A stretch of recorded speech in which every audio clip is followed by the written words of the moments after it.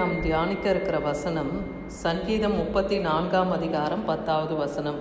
சிங்கக்குட்டிகள் தாழ்ச்சி அடைந்து பட்டினியாய் கிடக்கும், கர்த்தரை தேடுகிறவர்களுக்கோ ஒரு நன்மையும் குறைவுபடாது. சிங்கக்குட்டிகள் தாழ்ச்சி அடைந்து பட்டினியாய் கிடக்கும். சிங்கக்குட்டிகள் கூட அது இரையை தேடி தேடி சோர்ந்து போய் பட்டினியாக கிடக்கலாம். ஆனால் கர்த்தரை தேடுகிற நமக்கோ ஒரு நன்மையும் குறைவுபடாது. இன்னைக்கு ஆண்டவர் நம்மோடு கூட இந்த வார்த்தையின் மூலமாக இடைப்படுகிறார். ஏன்னா அதுக்கு முந்தின வசனத்தில் பாருங்கள், கர்த்தருடைய பரிசுத்தவான்களே அவருக்கு பயந்திருங்கள், அவருக்கு பயந்தவர்களுக்கு குறைவில்லை. அப்போ யாருக்கு தேவன் தன் ஆகாரத்தினாலே போஷிக்கிறார்னா, கர்த்தருக்கு பயந்தவர்களுக்கு அவர் ஒரு குறைவில்லாமல் அவர் போஷித்து வழிநடத்துகிறார்னு பார்க்குறோம். அப்போ கர்த்தருக்கு பயப்படுகிற பரிசுத்தவான்களே அவருக்கு பயந்திருங்கள். கர்த்தருக்கு பயப்படும் போது தான் தேவன் நம்மை போஷிப்பார் இல்லையா?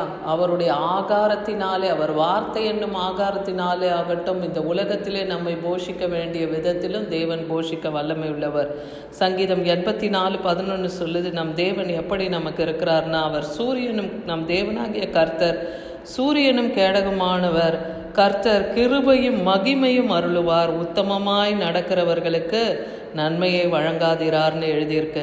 அப்போ கர்த்தர் நமக்கு ஆகாரத்தை மாத்திரம் அல்ல, இந்த உலக பிரகாரமான ஆகாரம் ஆசீர்வாதம் மாத்திரம் அல்ல, அவர் தமது கிருபையும் மகிமையும் கூட நமக்கு அருளுகிறவராக இருக்கிறார். உத்தமமாய் நாம் தேவனுக்கு நடக்கும்போது அவர் நன்மையை வழங்காமல் இருக்க மாட்டேன்னு சொல்கிறார் இல்லையா? நாம் தேவனுக்கு முன்பாக மன உத்தமத்தோடு நடக்கும்போது தேவன் நமக்கு நன்மையை வழங்குவார். மத்தேயு 6:32 33 வசனம் வரைக்கும் நம்ம பார்க்கும்போது, இங்கே மனுஷனை குறித்து ஆண்டவராகிய இயேசு கிறிஸ்து தன் சீஷர்களோடும் ஜனங்களோடும் பேசுகிறாரு. ஜனங்க இன்னைக்கு எப்படி இருக்கோம்? எண்ணத்தை உண்போம், எண்ணத்தை குடிப்போம், எண்ணத்தை உடுப்போம்னு சொல்லி கவலைப்பட்டு கொண்டிருக்கோம். அதுதான் வசனத்துலேயும் சொல்கிறார், என்று கவலைப்படாதிருங்கள், இவைகள் எல்லாம் அஞ்ஞானிகள் தான் நாடி தேடுகிறார்கள், இவைகள் எல்லாம் உங்களுக்கு வேண்டியவைகள் என்று உங்கள் பரமபிதா அறிந்திருக்கிறார். ஒரு நாளும் நாம் எழுந்திருக்கும் போது இன்றைக்கி என்ன வேலை செய்யணும், இன்றைக்கி என்ன சமைக்கணும், அப்படிலாம் தான் நம்ம யோசிப்போம்.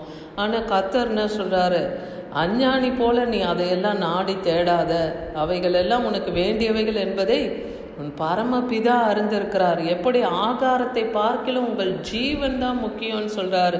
உடையை பார்க்கலும் உங்கள் சரீரம் விசேஷித்தவைகளானவைகளாக இருக்கு. அப்போது நம்முடைய அந்த ஜீவனும் சரீரமும் விசேஷித்தவை. ஏன்னா இது கர்த்தருக்குரியது இல்லையா? நம்முடைய ஜீவனும் இந்த சரீரமும் கர்த்தருக்குரியது. ஏன்னா நம்முடைய சரீரமானது கர்த்தர் தங்கும் ஆலயமாக இருக்குது. நம்முடைய ஆவி ஆத்மா சரீரம் அவருக்குரியது. நித்திய காலமாக அந்த ஆத்மாவும் ஆவியும் அவரிடத்துல போய் சேரப்போகிறது இல்லையா? அவரோடு கூட நம்ம இருக்க போகிறோம். அப்போ இந்த ஆகாரத்தை பார்க்கலும் இந்த ஜீவனும், உடையை பார்க்கலும் இந்த சரீரம் விசேஷமானதுன்னு நீங்கள் எண்ணுங்கன்றார். ஏன்னா இந்த ஆகாயத்து பறவைகள் பட்சிகள் எல்லாம் நீங்கள் நோக்கி பாருங்கள், அவைகள் விதைக்கிறதும் இல்லை, அறுக்கிறதும் இல்லை, களஞ்சியத்தில் சேர்த்து வைக்கிறதும் இல்லை இல்லையா? ஒரு நாள் ஆகாரத்தை அவைகளுக்கு கர்த்தர் பிழைப்பூட்டுகிறார் இல்லையா? அதுங்களுக்கு தேவையான ஆகாரத்தை அன்றன்று அவர் போஷித்து வழிநடத்துகிறார். அது போய் எந்த களஞ்சியத்தில் சேமிக்கலை. மனுஷராகிய நாம் நம்ம களஞ்சியத்தில் சேர்த்து வைத்து கொள்ளுகிறோம் ஒரு மாதத்துக்கு வேண்டிய ஆகாரத்தை, தானியங்களை, மளிகை பொருட்கள்லாம் நம்ம சேர்த்து வைக்கிறோம். ஆனால் ஆகாயத்து பட்சிகள் அப்படி போய் களஞ்சியத்தில் அது சேர்த்து வைக்கிறது இல்லை. ஏன்னா அவைகளுக்கும் நம்ம பரமபிதா தான் பிழை போட்டுக்கிறார். அப்போ அவைகளை பார்க்கிலும் மனுஷர்களாகிய நாம் விசேஷமானவர்கள்னு கர்த்தர் சொல்கிறார். ஏன்னா தேவ சாயலிலே உண்டாக்கப்பட்டு இருக்கிறோம் நாம் இல்லையா? அவருடைய சாயலில் நாம் இருக்கிறதுனால, விசேஷிக்கப்பட்டவங்களாக இருக்கிறதுனால, நீங்கள் கவலைப்படுகிறதுனால உங்களில் எவன் ஒரு சரீரத்தின் அளவோடு ஒரு முழத்தை கூட்டுவான்னு சொல்கிறார். அப்போது நம்ம கவலைப்படுறதுனால சரீரத்தில் கூட ஒரு முழத்தை கூட்டவோ குறைக்கவோ முடியாது. அதான் சொல்கிறார், சாலமோன் போன்ற சர்வ மகிமையிலே அவன் ஞானியாக இருந்தாலும் அவனால் கூட ஒன்றை போலாகிலும் உடுத்தினது இல்லையே. அவனால் கூட ஒரு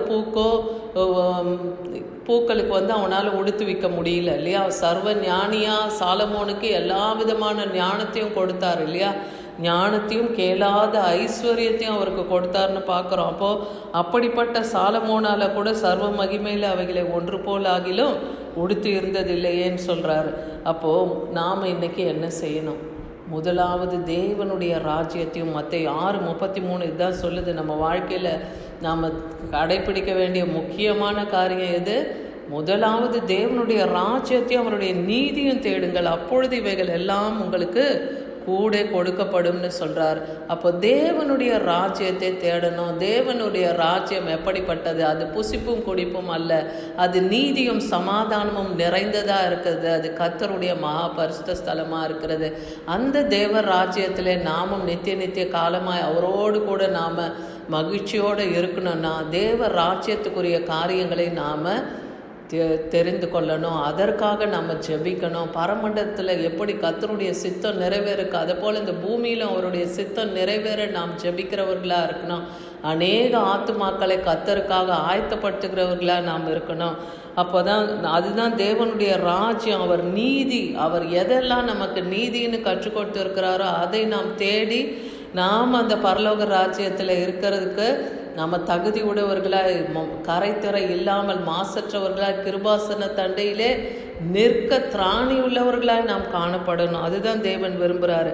சங்கீதம் 104:21 பார்க்குறோம், பாலசிங்கங்கள் இறைக்காக கர்ஜித்து தேவனால் தங்களுக்கு ஆகாரம் கிடைக்கும்படி தேடும். அப்போ பாருங்க, ஒரு சிங்கம் கூட தேவனால தான் தங்களுக்கு ஆகாரம் கிடைக்கும்னு தேடுமா. அப்போ மனுஷர்களாகிய நாம் எப்படி நம்ம சுய பலத்தில் நாம் அது பண்ணுறோம்ல. ஆனால் கர்த்தர் இன்னைக்கு என்ன சொல்கிறாரு? அந்த சிங்கம் கூட தேவனால் தான் தனக்கு ஆகாரம் கிடைக்கும்படியாக தேடுது.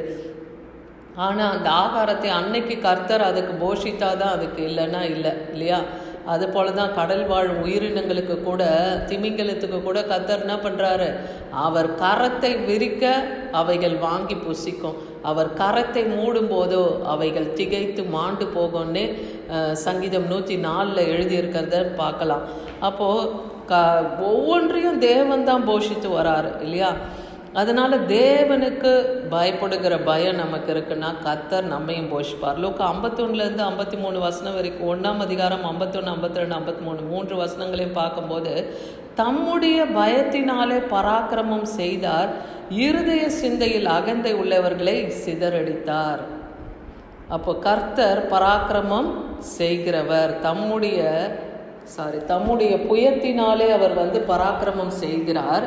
இருதய சிந்தையில் அகந்தை உள்ளவர்களை தேவன் சிதறடிக்க பண்ணுகிறார். அகந்தை உள்ளவர்களுக்கு தன்னை பெருமைப்படுத்துகிறவர்களுக்கு தேவன் எதிர்த்து நிற்கிறார், இல்லையா? தாழ்மை உள்ளவர்களுக்கோ தேவன் இரக்கம் செய்கிறார்னு பார்க்குறோம்.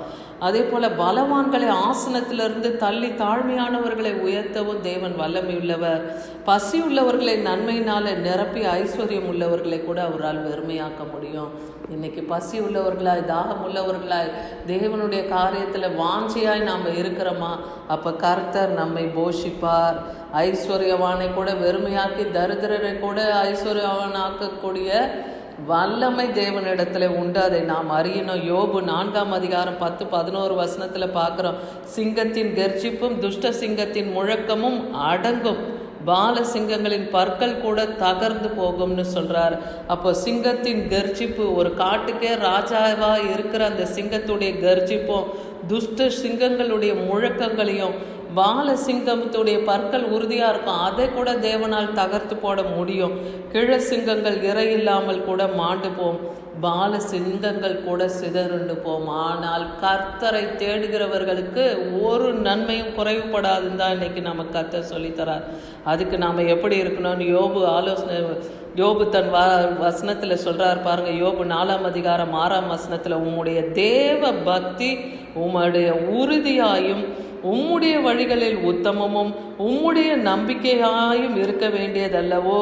அப்போ தேவ பக்தியிலே நாம் உறுதியாக இருந்து, அவர் வழியிலே நாம் உத்தமமாய் நடந்து, கர்த்தர் பேரிலே நாம் நம்பிக்கையாக இருக்க வேண்டியது தான் நமக்கு முக்கியம், இல்லையா? தேவ பக்தி, நம் வழியில் உத்தமம், தேவனை நம்புகிறது. இது மூன்றும் நமக்கு அவசியமாக இருக்கிறது. அப்போ இது மூன்றும் நமக்கு ஒரு சேர இருந்தால், அதையே நாம் நாடிக்கொண்டு இருந்தோமானால் சிங்கக்குட்டிகள் தாழ்ச்சி அடைந்து பட்டினியாக கிடைக்கும். ஆனால் கர்த்தரை தேடுகிற நமக்கோ ஒரு நன்மையும் குறைவுபடாது. ஆமீன்.